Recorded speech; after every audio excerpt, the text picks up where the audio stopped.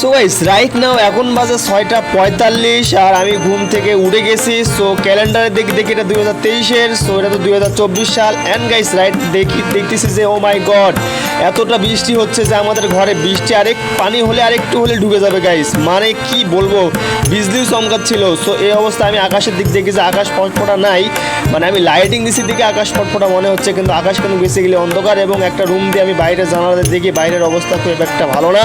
So আমি ঘরের মধ্যে আসি যে ছাতা খুঁজি যে ছাতা কোথায় আছে। সো আমি ছাতা না পেয়ে দেখতেছি যে পানি খুব একদম মানে উছলে গেছে। সো আমি মনে করলাম যে পাইপে কোথাও সমস্যা হইতে পারে, এবং যেই সন্দেহ সেই কাজ গাইস, মানে দেখেন পাইপের মুখে এতটা কাদো আর এতটা মানে মাঠে লাগেছিল যে আমি না গেলে পানিটা আমাদের ঘরে ঢুকে যেত। সো আমি পানিটা ক্লিয়ার করে দিলাম এবং আমি ওখান থেকে চলে আসলাম। আর দেখেন পানি কিন্তু যাচ্ছে, আর দেখেন আর একটু হলে কিন্তু গাইস পানি আমাদের রুমের মধ্যে ঢুকে আসতো। দেখেন শুধু পানিটা আমরা যেখানে মানে